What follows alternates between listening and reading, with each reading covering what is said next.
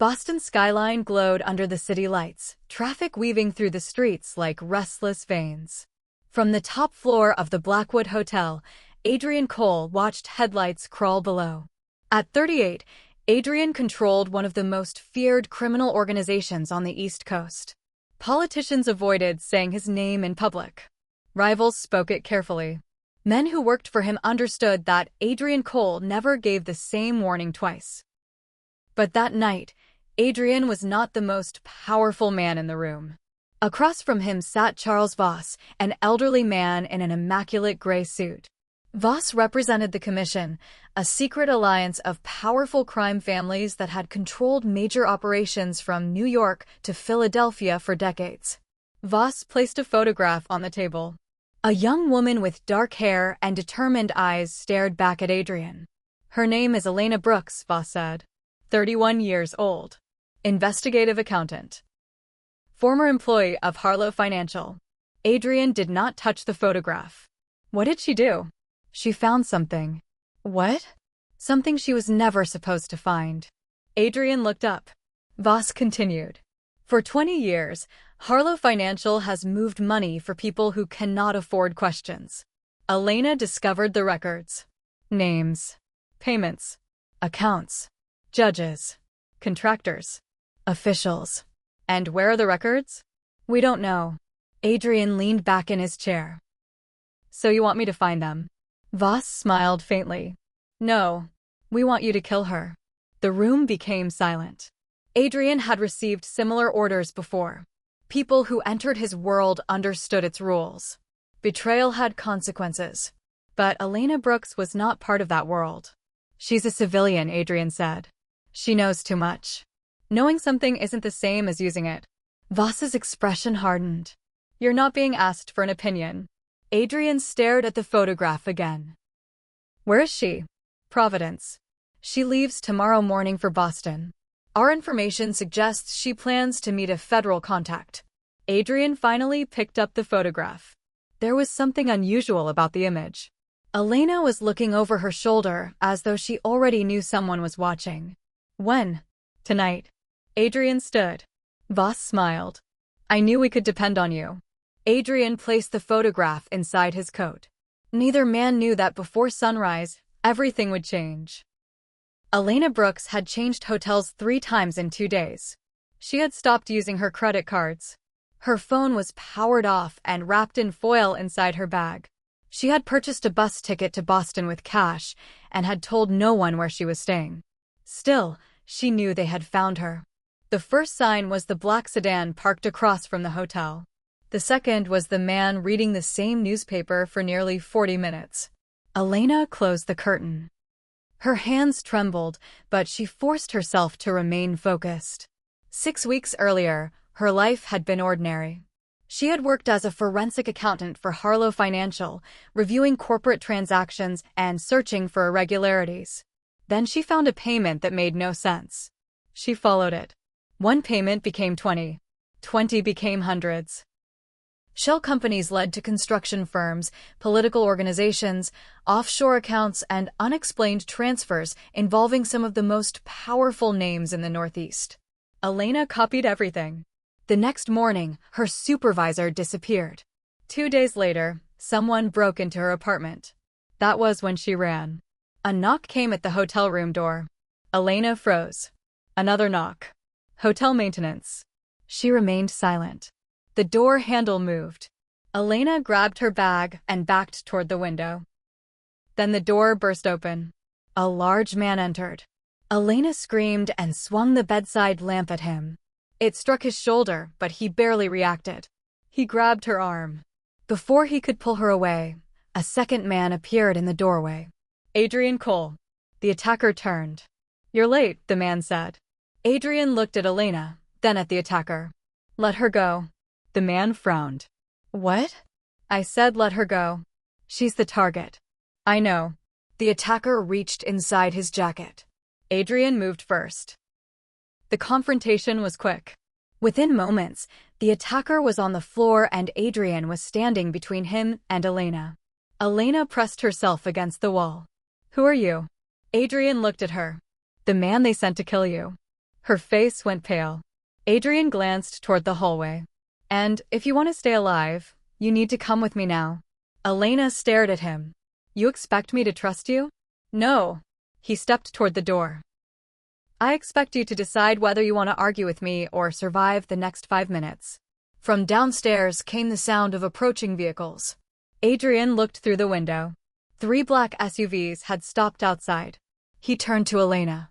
They sent a second team. Why? Adrian's expression changed. Because they never trusted me either. For the first time in his life, Adrian Cole had disobeyed a direct order from the commission. And somewhere in Boston, powerful men were already preparing to destroy him. Adrian drove north through the night. Elena sat in the passenger seat, watching every movement he made. She had considered escaping twice. The first opportunity came at a fuel station outside Providence. Adrian had left her alone in the car while he went inside. She reached for the door. Then she noticed 2 men standing near a pickup truck watching her. She remained inside. The second opportunity came when Adrian stopped at a traffic light in a small Massachusetts town. She considered running toward a nearby restaurant. Then Adrian spoke without looking at her. If you run, they'll find you before morning. Elena slowly removed her hand from the door handle. You don't know that. I know the people hunting you.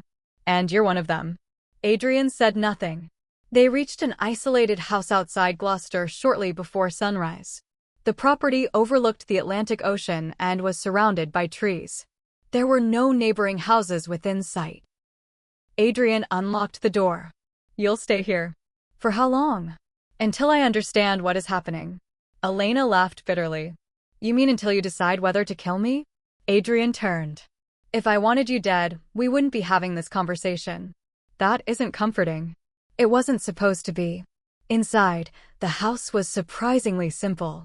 There were old wooden floors, a stone fireplace, and shelves filled with books. Elena looked around.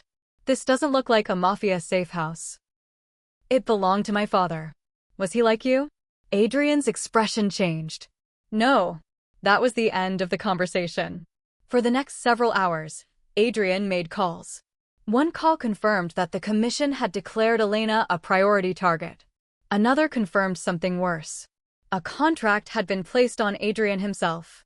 By noon, his closest advisor, Marcus Reed, arrived. Marcus had worked beside Adrian for 14 years. He was calm, intelligent, and one of the few people Adrian trusted completely. The moment Marcus entered the house, he stared at Elena. You actually brought her here? Adrian closed the door. I need answers. You need common sense. Elena stood near the window. I can hear you. Marcus looked at her. Good. Then hear this. Half the East Coast is searching for you, and because Adrian decided to become your personal guardian, they're searching for him too. Adrian poured coffee. Who accepted the contract? Everyone. Specific names. The Moretti crew in New York. Brennan's people in Philadelphia. Some independent teams. Even a few of our own men are asking questions. Adrian stopped. Our men? Marcus nodded. $20 million changes loyalty. Elena stared at Adrian. 20 million? Marcus looked at her. For both of you. Adrian turned toward Elena. Now you understand the situation. No, she replied. I don't. She opened her bag and removed a small encrypted drive. This is what they want. Marcus immediately moved forward. Adrian raised one hand, stopping him. Elena held the drive tightly. I found evidence of money laundering. But that's not the reason they're desperate. Adrian watched her carefully. What else did you find? A list of payments connected to murders. Marcus became silent. Elena continued. People who died in robberies. Car accidents. Unsolved disappearances. Every death was followed by payments through Harlow Financial. Adrian's eyes narrowed. Names? Dozens. Anyone I know? Elena hesitated. Yes. She opened her laptop. After entering several passwords, she showed Adrian a document. His face changed instantly. At the top of the page was a name. Daniel Cole. Adrian's younger brother. Daniel had died 12 years earlier in what police described as a failed robbery outside a restaurant in Brooklyn. Adrian had never believed the official story. Elena looked at him. Someone paid $2 million 3 days after your brother died. Who? The payment came through 6 companies. I haven't traced the final account. Marcus stepped closer. Then that's what we do. Adrian continued staring at his brother's name. For 12 years, he had searched for the truth. Now the truth was sitting in a laptop carried by the woman he had been ordered to kill. Suddenly, Adrian's phone rang. The number was unknown. He answered. Charles Voss spoke. You've disappointed us, Adrian. Adrian's eyes remained on Elena. You sent another team. We believed you might become emotional. You were right. Voss laughed softly. Bring us the woman and the drive. We may still forgive you. Adrian looked at his brother's name on the screen. No. There was silence. Then Voss spoke. You have 48 hours. For what? To reconsider. And if I don't? Voss's voice became cold. We'll burn your entire world to the ground. The call ended. Adrian placed the phone on the table. Marcus looked at him. What now? Adrian turned toward Elena. Now we find out who killed my brother. By the next evening, Adrian's organization was collapsing. Warehouses were raided.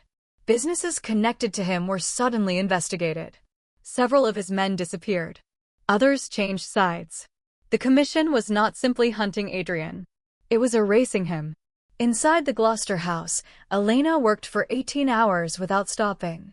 She followed transactions across banks, shell companies, and false charities. Adrian watched her from across the room. You need sleep. I need another hour. You said that 3 hours ago. Elena ignored him. Adrian closed the laptop. She stared at him. Open it. No. You're not my boss. Correct. Then open it. No. For several seconds, neither moved. Then Elena unexpectedly smiled. Adrian looked confused. What? Nothing. You're smiling. I've just never met anyone this controlling. Adrian almost smiled himself. Almost. You should sleep. Elena leaned back. Why did you save me? Adrian looked toward the dark ocean beyond the window. I don't know. That isn't true. He remained silent. Elena studied him. You could have completed the order and gone home. Instead, you turned your entire organization against you. Adrian finally looked at her. My entire life, I believed there were rules. Harsh rules, but rules. People involved in the life understood the risks. And me? You weren't involved. Elena nodded slowly. So you have a conscience. Don't spread that rumor. For the first time since they met, Elena laughed. The moment did not last. Marcus entered the room carrying a laptop. We found the final account. Adrian stood immediately. Marcus placed the laptop on the table. Elena examined the records. The money connected to Daniel Cole's death had ended in an account controlled by someone named Thomas Vale. Adrian stared at the screen. I don't know him. Marcus did. His face became tense. Adrian noticed. Who is he? Marcus hesitated. Adrian. Who is he? Marcus slowly sat down. Thomas Vale was your father's real name. The room became silent. Adrian stared at him. My father was Anthony Cole. No, Marcus replied. Anthony Cole was the name he used after entering witness protection. Elena looked between them. Adrian's voice became dangerously quiet. How do you know this? Marcus did not answer. Adrian understood. He stepped backward. How long? Adrian. How long have you known? 12 years. Adrian stared at the man he had trusted more than anyone. Marcus continued. Your father worked with the commission before you were born. He handled financial records. When he tried to leave, they threatened your family. He entered witness protection, but years later, they found him. My father died from a heart attack. Marcus looked away. Adrian's expression hardened. That was a lie too? Yes. Elena watched silently. Adrian walked toward Marcus.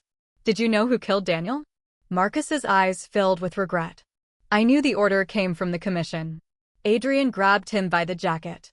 You stood beside me for 12 years while I searched for answers. I was protecting you.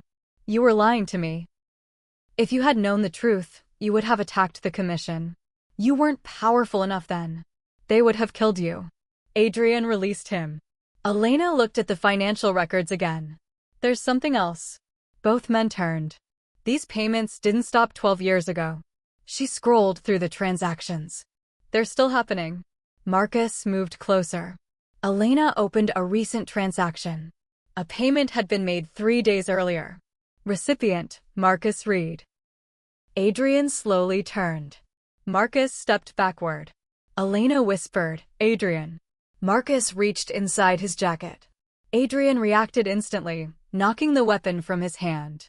The two men fought across the room, crashing into furniture. Elena grabbed the laptop and moved away. Adrian finally forced Marcus against the wall. Why? Marcus stopped resisting. His face showed exhaustion rather than anger. Because they have my daughter. Adrian froze. Marcus continued. 3 weeks ago, they took her. Voss told me I had one job. Adrian's voice was cold. Give them Elena. Marcus nodded. And the safe house? I told them where we were an hour ago. Adrian immediately turned toward the window. In the distance, headlights were approaching through the trees. Not one vehicle. At least 10. Marcus looked at Adrian. You have 5 minutes. Adrian turned to Elena. Get your things. Elena grabbed the drive. Where are we going? Adrian looked toward the approaching convoy. New York. Why New York? Because Charles Voss wants a war. Adrian picked up his coat. And I'm going to give him one. New York City was the last place anyone expected Adrian to go. That was exactly why he chose it. He and Elena entered Manhattan separately and met inside an old restaurant in Little Italy owned by Samuel Caruso, a retired crime boss who had known Adrian's father. Samuel was 72 and walked with a cane. When Adrian showed him the documents, the old man became pale. You should never have found these. My brother was killed because of them. Samuel looked toward Elena. And she discovered everything? Yes. Samuel shook his head. Then neither of you will live long. Adrian sat across from him. I didn't come for a prediction. What do you want? The truth. Samuel looked around the empty restaurant. Then he began speaking.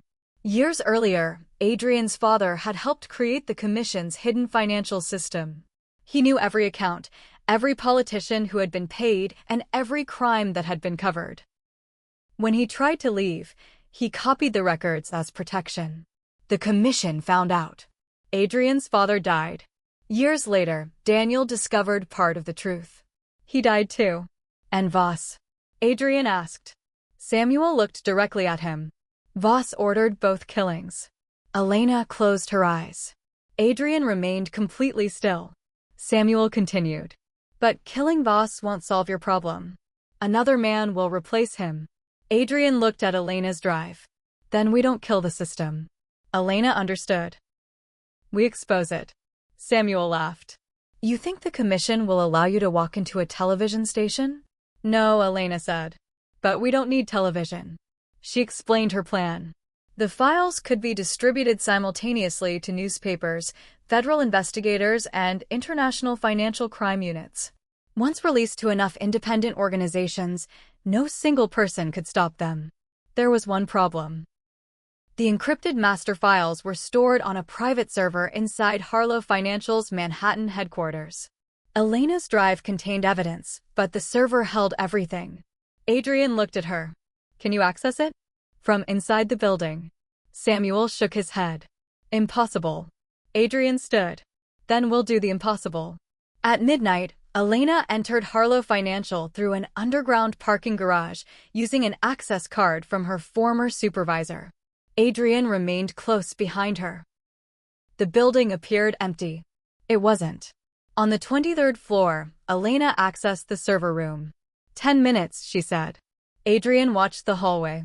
After 4 minutes, the elevator doors opened. Charles Voss stepped out. Beside him was Marcus. Adrian's face hardened. Voss smiled. Did you really think we wouldn't know? Adrian looked at Marcus. Your daughter. Marcus nodded. Safe. Voss raised his hand. Several armed men appeared from the stairwell. Elena continued working behind the glass wall of the server room. Voss looked at Adrian. "You destroyed your empire for a woman you met 3 days ago." Adrian answered calmly. "No." Voss smiled. "No, I destroyed my empire because it was built on lies." The smile disappeared from Voss's face. Adrian continued. "You killed my father." Voss said nothing. "You killed Daniel." Voss adjusted his jacket. "Your brother asked too many questions." Adrian stepped forward. Marcus blocked his path. Then something unexpected happened. Marcus turned and aimed his weapon at Voss's guards. "Adrian," Marcus said, "get Elena out." Chaos erupted. Adrian rushed into the server room. "Are you finished?" "Almost." "We don't have almost." 30 seconds. Behind them, alarms began ringing. Marcus held the hallway long enough for Elena to finish the transfer. "Done." Adrian grabbed her hand. They ran. Before entering the stairwell, Adrian looked back. Marcus stood in the hallway, surrounded. Their eyes met. Marcus nodded once. Adrian understood. It was goodbye. Adrian and Elena disappeared into the stairwell as the building went into lockdown. But Charles Voss was still alive, and Elena's files had not yet been released. Adrian and Elena burst onto the rooftop as alarms echoed through the building. The wind whipped around them, carrying the distant noise of the city below. Across a narrow gap between buildings, a helicopter waited, its blades slowly turning. "That's our way out," Adrian said. Elena nodded, already opening her laptop. "If I can send the files first." She tried to initiate the upload, but the signal flickered and failed. "No, come on," she muttered, adjusting her position. Before they could move closer to the edge, the rooftop door slammed open. Charles Voss stepped out, flanked by 2 armed men. "You were supposed to kill her," Voss said coldly. Adrian moved in front of Elena without hesitation. "Not tonight." Elena kept working, fingers flying across the keyboard as she fought to stabilize the connection. Voss's expression hardened. "You're throwing everything away." "Maybe it wasn't worth keeping." Voss stepped closer. "I can give it all back. Your empire. Your power. Everything." Adrian didn't even pause. "No." The tension snapped. The fight erupted instantly. Adrian moved fast, keeping himself between Elena and the attackers. The rooftop became a blur of motion, strikes, dodges, and desperate defense. Behind him, Elena watched the progress bar flicker to life. 20%. "Adrian," she called. "I've got them," he replied, breath steady but strained. 40%. Voss drew a gun. Adrian froze for a split second, then stepped directly into the line of fire. "She won't stand alone," he said. The wind howled around them. 60%. Elena shifted closer to the edge, searching for a stronger signal. 70%. 80%. Suddenly, the rooftop door creaked open again. Marcus stumbled out, injured but alive. "You missed me," he said weakly. His presence distracted Voss just long enough. Adrian surged forward, knocking one of the men aside. 90%. Voss broke free and lunged toward Elena. "No," he shouted. Adrian intercepted him, tackling him to the ground just feet from the laptop. They struggled, neither willing to give an inch. 99%. Elena held her breath. Transfer complete. Everything stopped. For a moment, there was only silence. "It's over," Elena said, her voice steady.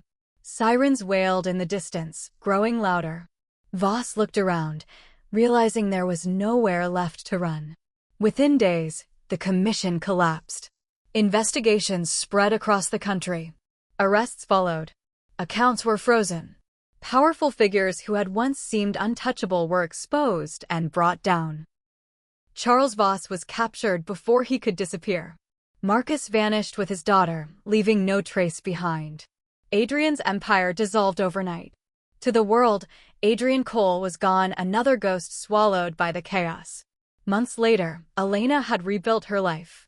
Not the same life, but a better one. Then one day, she received a message. "The coffee is terrible." She smiled immediately. She found him in a quiet seaside cafe. Adrian sat by the window, calm and unguarded. Alive. Free. You came, he said. You insulted the coffee, she replied. They sat together, the ocean stretching endlessly beyond the glass. Do you miss it? She asked. The power. Adrian thought for a moment. No, he said. I was serving men who were afraid. And now? He looked at her, then out at the horizon. I chose something different. They sat in silence, watching the waves roll in. So what happens now? Elena asked. Adrian smiled. I don't know. For the first time in his life, that uncertainty didn't feel like a threat. It felt like freedom.